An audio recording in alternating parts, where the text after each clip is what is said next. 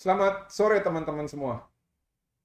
Di tengah isu atas pengampunan ataupun pembatalan vonis tersangka ataupun terdakwa Bapak Tom Lembong dan Bapak Hasto Kristianto yang diberikan oleh Bapak Prabowo Subianto dalam bentuk abolisi dan juga amnesti, ada satu hal yang mulai terlupakan oleh kita, ya, masyarakat maupun para pegiat sosial media ataupun mungkin para penegak hukum terkait adanya peristiwa yang terjadi di tanggal 8 Juli 2025, kematian seorang diplomat muda yang bernama Arya Daru.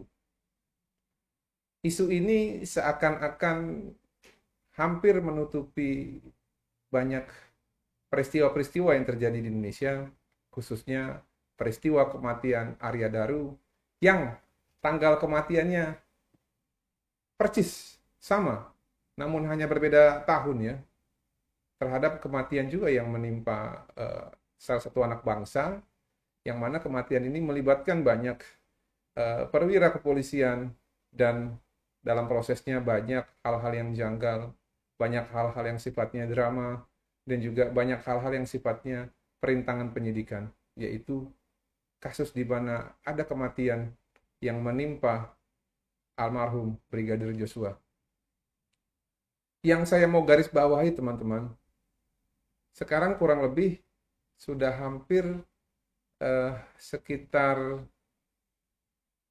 2 minggu lebih, ya teman-teman, ya, semenjak press release yang telah dilakukan oleh Polda Metro Jaya di tanggal 24 Juli 2025, di mana kematian Arya Daru ini yang semula diyakini, ya, sebagai suatu peristiwa yang kematiannya tidak wajar ataupun mungkin dianggap bukan atas kehendak sendiri ataupun bukan karena meninggal secara alamiah, yang bisa kita simpulkan, ya, ataupun bisa kita asumsikan itu kematian yang tidak wajar ataupun kematian yang diakibatkan oleh perbuatan orang lain. Di tanggal 24 Juli kemarin, teman-teman, ada satu statement, pernyataan melalui satu press release yang disampaikan oleh tim Polda Metro Jaya beserta para ahli-ahli, ya, yang menguji terkait bukti-bukti yang ada, lalu tubuh dari almarhum, lalu kandungan-kandungan racun yang ada di tubuh almarhum. Di dalam kesimpulannya, teman-teman, ada terdapat dua kesimpulan yang disampaikan oleh Polda Metro Jaya dan didukung dengan bukti-bukti menurut versi mereka. Yang pertama, kematian Arya Daru itu tidak ada keterlibatan orang lain. Nah, lalu yang kedua, kematian Arya Daru diakibatkan oleh adanya gangguan ataupun hilangnya pernapasan, ya teman-teman, ya. Nah, tentu di sini dari Polda Metro Jaya tidak ada menyampaikan bahwa Arya Daru itu mengakhiri hidupnya sendiri, ya. Namun memang dari indikasi yang ada, ya, tidak ada keterlibatan orang lain. Lalu ada riwayat untuk mencoba melakukan upaya bunuh diri. Lalu yang berikutnya tidak ada kandungan racun, ya, baik itu sianida dan yang lain-lain. Lalu hanya ada kandungan CTM dan paracetamol. Ini akhirnya membuat asumsi liar yang beredar di kalangan masyarakat bahwa menurut press release tersebut, ya, maka kematian Arya Daru itu bukan diakibatkan oleh orang lain, melainkan akibat keinginannya diri sendiri, gitu, ya. Lalu yang jadi persoalan sekarang, apakah hal tersebut benar, gitu, ya, ataupun dalam melakukan penyelidikan ataupun investigasi, seluruh kemungkinan-kemungkinan terhadap adanya keterlibatan orang lain ataupun barang bukti yang belum ditelusuri itu sudah dilakukan secara profesional dan juga optimal. Lalu yang kedua, apa respon dari keluarga Arya, ya? Karena memang di samping yang saya sampaikan tadi, kalau saya cermati terhadap barang-barang bukti yang diperlihatkan pada saat press release itu juga ada beberapa barang-barang yang sifatnya barang-barang pribadi, teman-teman. Barang-barang pribadi ini maksudnya dalam tanda kutip ya, sering digunakan untuk orang-orang dewasa. Nah, eh, banyak ahli yang meyakini bahwa versi yang kurang lengkap yang disampaikan oleh press release Polda Metro Jaya ya, itu untuk melindungi privacy ya, yang mungkin ada keterkaitannya dengan sebab kematian. Nah, beberapa ahli juga menyampaikan temuan-temuan yang sifatnya pribadi ini pasti dikemukakan secara langsung kepada keluarga Arya. Saya tidak tahu teman-teman ya, apakah ada yang tidak diketahui oleh publik disampaikan kepada keluarga. Nah, tapi yang bisa saya tangkap dari pasca adanya press release tersebut dan seperti apa respon dari keluarga yang saya coba riset pada hari kemudiannya ya atau esok harinya saya membaca ada suatu surat ya, surat dari keluarga Arya Daru ya, yang menyampaikan mereka berharap dan meminta proses penyelidikan itu dilanjutkan secara profesional dan mempertimbangkan seluruh kemungkinan-kemungkinan yang bisa terjadi berdasarkan bukti maupun petunjuk yang disampaikan oleh keluarga. Lalu mereka juga tidak meyakini bahwa Arya Daru itu meninggal atau mati ya atas kehendaknya sendiri. Nah, berarti kan di sini bisa saya sampaikan, andaikan pun hal itu disampaikan oleh penyidik yang menangani perkara, faktanya keluarga merujuk kepada surat tersebut tidak meyakini apa yang disampaikan oleh Polda Metro Jaya. Nah, sedikit catatan teman-teman ya. Apakah press release yang disampaikan tadi ya, yang mengatakan bahwa peristiwa ini bukan peristiwa pidana dan tidak ada keterkaitan orang lain, itu merupakan akhir dari penyelidikan dan juga investigasi terkait kematian diplomat junior atau diplomat muda yaitu Arya Daru. Nah, memang di dalam Kitab Undang-Undang Hukum Acara Pidana, teman-teman ya, Undang-Undang tahun 81 terkait penghentian perkara di pasal 77 KUHP, itu yang diatur hanya batal penuntutan apabila ada beberapa hal, teman-teman. Yang pertama itu karena saya nggak akan urutkan dari ini ya, dari urutannya. Tapi yang pertama, sepengetahuan saya, yang pertama adalah demi hukum ataupun karena pelaku ya itu telah meninggal. Lalu yang kedua, daluarsa, teman-teman, ataupun tindak pidana yang terjadi itu sudah lewat masa penuntutannya. Lalu yang ketiga, bukan merupakan peristiwa pidana. Dan dulu yang keempat, ada lagi. Satu lagi itu kurang cukup bukti. Sayangnya, hal tersebut itu tidak diatur penghentiannya dalam ranah penyelidikan, teman-teman. Ya. Sependek yang saya pahami juga, tapi saya lupa di Perkap atau Perpol nomor berapa, penghentian penyelidikan itu diatur di dalam Perkap dan Perpol. Nah, tapi memang rujukannya hampir mirip, teman-teman. Harus ada dasarnya penghentian penyelidikan itu. Apakah karena memang bukan peristiwa pidana, atau memang karena alasan-alasan yang tadi saya kemukakan. Nah, teman-teman, terkait penghentian perkara dalam tingkat penyelidikan, saya mempercayai bahwa kalau kita punya prinsip ataupun doktrin dalam pembuktian tindak pidana, di mana dalam bahasa Latin yang disampaikan in criminalibus probationes beden esse luce clariores, ataupun dalam membuktikan satu tindak pidana itu membutuhkan bukti yang lebih terang daripada cahaya. Nah, jadi kalau dalam membuktikannya itu tidak boleh membuktikannya samar-samar. Bahkan beberapa ahli dan juga banyak ahli menyepakati bahwa dalam pembuktian tindak pidana itu tidak boleh ada keraguan-raguan atau dalam bahasa Inggris itu beyond beyond beyond reasonable doubt. Nah, hal sebaliknya, teman-teman, apalagi ketika ada seseorang yang meninggal di mana orang yang meninggal ini juga merupakan anak bangsa yang mengemban jabatan sebagai diplomat, yang menurut riwayat pekerjaannya itu ada kaitannya dengan kasus-kasus perdagangan orang, ya, sehingga mungkin bisa saja membahayakan jiwanya. Eh, Hal yang sama untuk menghentikan perkaranya itu juga tidak boleh, ya, tidak menutup segala kemungkinan yang mungkin saja belum bisa dipastikan bahwa itu tidak terjadi, gitu loh. Seperti contoh begini teman-teman, dalam temuan dan dalam hasil penyelidikan di mana penyelidik mengatakan sudah memeriksa sekitar 24 saksi dengan ada 3 kelompok tuh, ya. Saksi yang ada yang berhubungan dengan TKP, saksi dari keluarga, lalu saksi terkait hubungan pekerjaan gitu, ya. Nah, lalu dari barang-barang bukti yang ada, ya, setidak-tidaknya teman-teman, ya, itu ada satu barang bukti yang sampai saat ini belum ditemukan. Apa itu? Handphone yang secara sehari-hari digunakan oleh Arya dalam menjalankan aktivitasnya. Nah, handphone ini sampai sekarang nggak ketemu, teman-teman. Ada di mana, apa isi percakapannya, ini belum pernah dibuka. Sehingga dengan catatan, apabila handphone ini belum ditemukan, rasa-rasanya terhadap beberapa kemungkinan itu belum bisa menjelaskan secara gamblang. Seperti contoh begini, saya akan membuat 3 kemungkinan. Kemungkinan yang pertama, Arya itu meninggal akibat dilakukan tindakannya oleh orang lain, ya. Sehingga ada 2 kemungkinan juga yang bisa terjadi. Walaupun di dunia maya beredar, ada yang bilang Arya itu sebenarnya dihabisinya itu di luar. Tapi oke lah, saya nggak akan berangkat dari situ, teman-teman. Karena kenapa?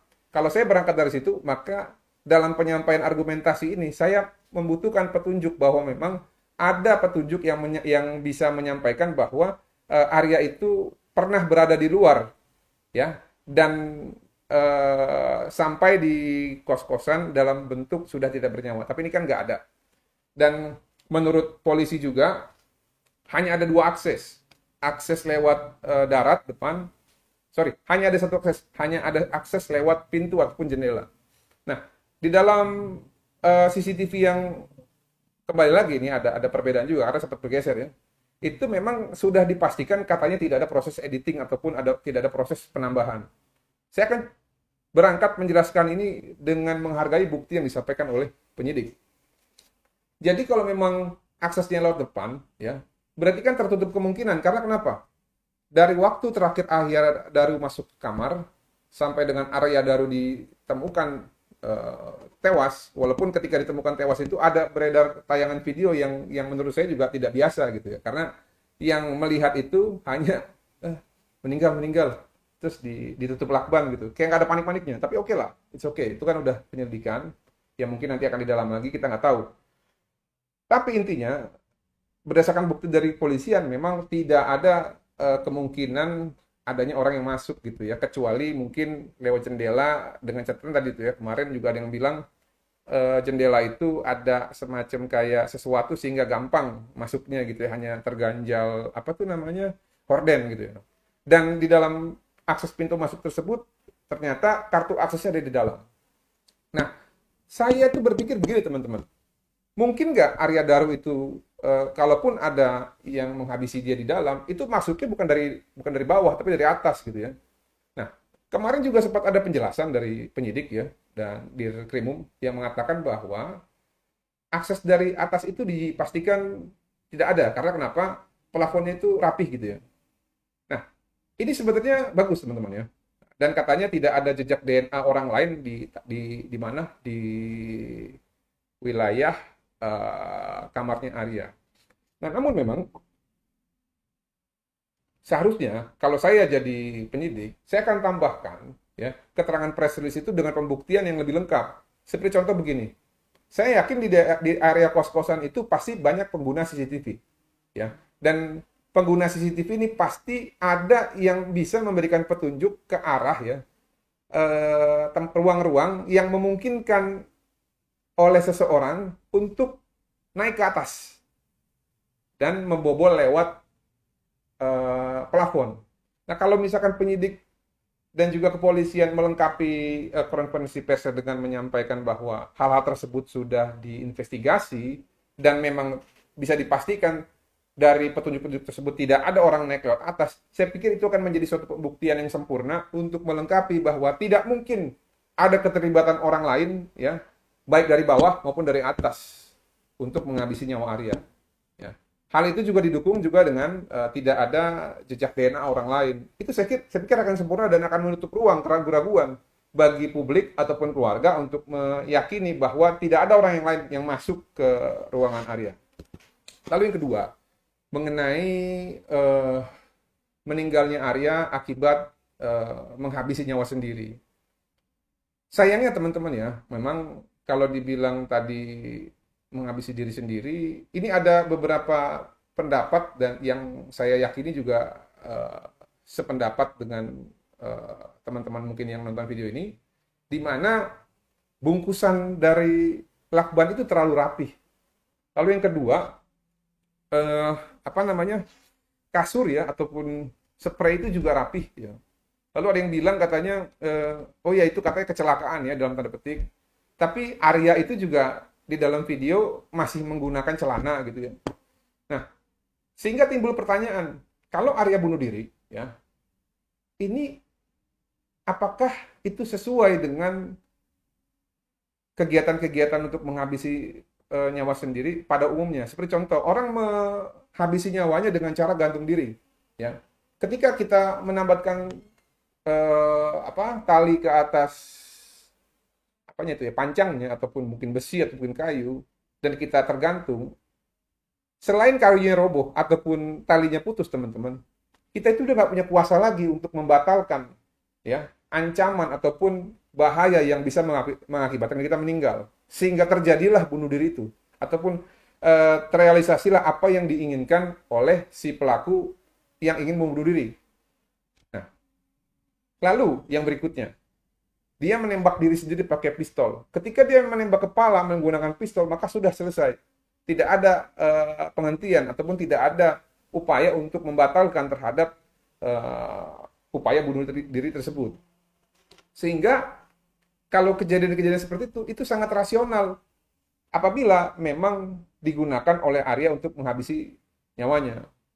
Sehingga kalau saya berpendapat, ya, rasa-rasanya dari yang saya pelajari, dari riwayat yang pernah terjadi, bahkan saya juga sempat menggunakan ChatGPT, apakah ada orang di dunia ini yang menghabisi nyawanya dengan melakban mukanya gitu ya. Saya belum ada temukan, teman-teman. Sehingga tadi kalau misalkan dibilang Arya itu punya riwayat bunuh diri, ya, referensi mana yang dibaca sehingga dia menggunakan ya lakban yang terlilit rapih untuk menghabisi nyawanya. Kan sempat ada yang bilang juga, iya tapi kan nggak ada jejak DNA bang. Oke, nggak ada jejak DNA ya. Ingat teman-teman, jejak DNA itu bisa dihapus. Nah, yang bisa menghapus ataupun yang bisa menghilangkan atau mencegah agar ada terjadinya meninggalkan jejak, itu biasanya orang-orang yang memang mempunyai keahlian khusus ataupun profesional killer untuk menghabisi nyawa targetnya. Dalam sejarah itu tercatat teman-teman ya, ada yang namanya klan assassin dari Persia, ada yang namanya klan ninja dari Jepang, dan bahkan ninja itu katanya ya, mungkin ini digunakan sebagai kedok saja, itu pernah ada jejaknya melakukan pembunuhan di wilayah Jawa Timur, kalau nggak salah di Banyuwangi itu, atau Bondowoso gitu. Mereka ada. Nah, sehingga bunuh diri sendiri ini, ya, ini perlu dijelaskan lagi dengan petunjuk-petunjuk yang lain, sehingga bisa meyakinkan publik bahwa memang benar gitu ya. Arya itu tidak mungkin menghabisi, Arya itu memang benar menghabisi nyawanya sendiri. Lalu yang ketiga, yang nggak kalah penting teman-teman, Arya bunuh diri ataupun Arya menghabisi nyawanya, tapi atas kehendak orang lain. Ya. Andaikan saja tadi apa yang saya ragukan itu semuanya runtuh, benarlah ini Arya bunuh diri ya. Tapi ternyata yang belum digali itu adalah ternyata Arya itu bunuh diri atas keinginan orang lain. Ya. Karena mungkin saja ada beberapa penyebabnya ya yang mengakibatkan seseorang tersebut memerintahkan Arya untuk menghabisi hidupnya. Seperti contoh, ini mungkin ada keterkaitan dengan latar belakang pekerjaannya dia yang membahayakan orang lain ataupun sudah membuat suatu dampak pada orang lain sehubungan dengan pekerjaannya ini. Sehingga dia mungkin saja nih yang nyuruh ya, mengatakan, lu habisin nyawa lu atau enggak gue habisin keluarga lu. Itu mungkin teman-teman. Lalu yang kedua, mungkin ada Arya ini menyakiti perasaan orang lain, ya, ataupun ada sesuatu hal yang bentuknya pribadi yang mengakibatkan seseorang tidak ataupun benci sama dia dan menyuruh untuk dia menghabisi nyawanya. Ini juga mungkin teman-teman. Nah, bagaimana penyidik ya yang diberikan kewenangan melalui KUHP untuk menyelidiki kasus ini dapat membantah keraguan-keraguan tersebut. Itu dia saya bilang tadi teman-teman. Berarti seluruh barang bukti, seluruh petunjuk harus dioptimalkan. Sehingga dari yang ditemukan tadi bisa dilengkapi dan menutup ruang terhadap peluang-peluang adanya hal-hal yang lain yang belum digali. Nah, seperti contoh deh, teman, handphone yang biasa digunakan sehari-hari. Kalau saja handphone yang ditemukan dan memang di dalam handphone tersebut ketika dicek ke provider segala macam tidak ada pesan ya yang dalam bentuk panggilan suara ataupun pesan SMS ataupun pesan WhatsApp yang isinya ya menginstruksikan Arya untuk mengakhiri hidupnya ataupun petunjuk-petunjuk lain yang sehubungan dengan kematian Arya, maka kepolisian dalam hal ini penyidik ya bisa menyampaikan itu dalam press release juga, sehingga mendukung pembuktian yang sudah ditemukan terkait tidak adanya keterlibatan orang lain dan meninggal karena kehabisan nafas ataupun saluran pernapasan. Ini akan menguatkan buktinya kepolisian untuk menghentikan perkara ini. Karena begini teman-teman, akhir dari press release ini ya tentunya akan mengerucut kepada satu hal.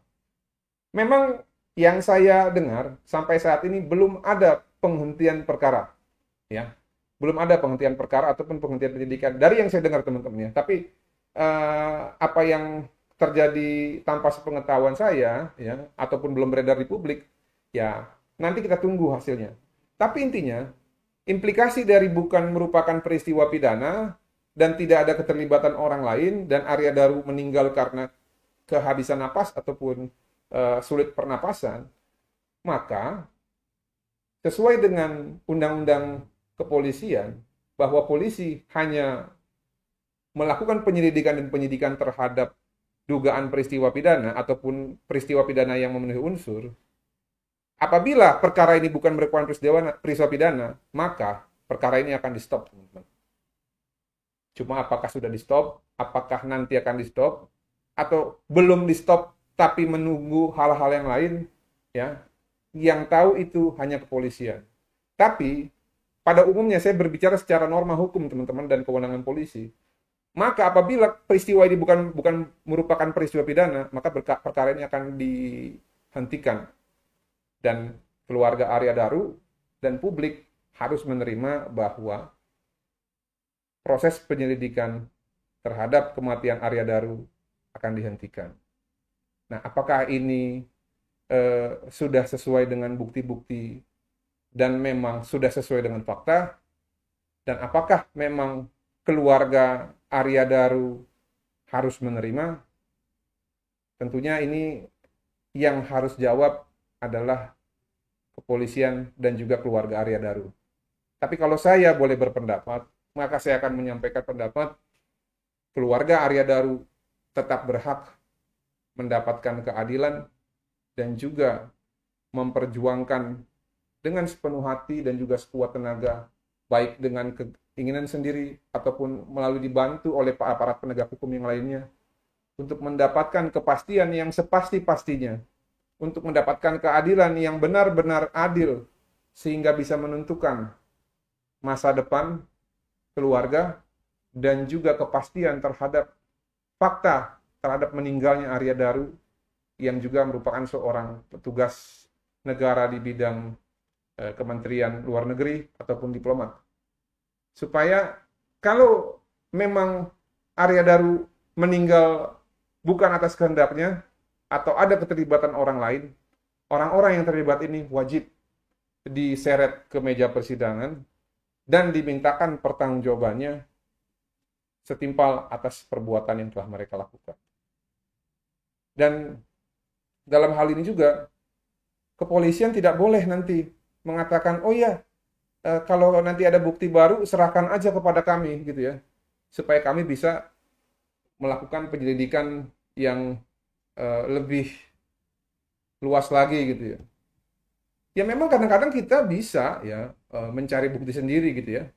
Ataupun mungkin masyarakat atas partisipasi publik mendapatkan petunjuk dan memberikan kepolisian. Tapi itu sifatnya sekunder, teman-teman. Nggak boleh menjadi sesuatu hal yang sifatnya itu primer. Karena kenapa? Tugas dan kewenangan untuk melakukan penyelidikan dan penyidikan diberikan oleh negara melalui undang-undang kepada kepolisian, kepada penyidik. Ya, jadi tugas utama dan tugas pokok adalah tugas mereka. Namun saya mengerti teman-teman ya, dan sekaligus saya menyemangati ya teman-teman ya kepada para penyidik. Bukan berarti konferensi pers itu merupakan satu kesimpulan dan bukan merupakan peristiwa pidana. Tapi saya berharap bagi para penyidik untuk coba mempertimbangkan ulang nanti apakah ada petunjuk-petunjuk ataupun hal-hal lain gitu ya yang belum digali secara optimal, khususnya tidak ditemukannya HP yang digunakan setiap hari oleh Arya Daru. Sehingga nanti ya walaupun sudah konferensi pers, tapi masih melakukan penyelidikan. Jadi itu saya pikir teman-teman, saya berdoa dan juga berharap agar keluarga Arya Daru diberikan kesabaran, penghiburan, dan kekuatan ya untuk memperjuangkan apa yang menjadi hak atas keluarga Arya Daru ya untuk mendapatkan keadilan dan kepastian terkait peristiwa apa ini sebenarnya. Itu saja teman-teman. Saya ucapkan terima kasih. Jika video ini bermanfaat, silakan dibagikan. Terima kasih.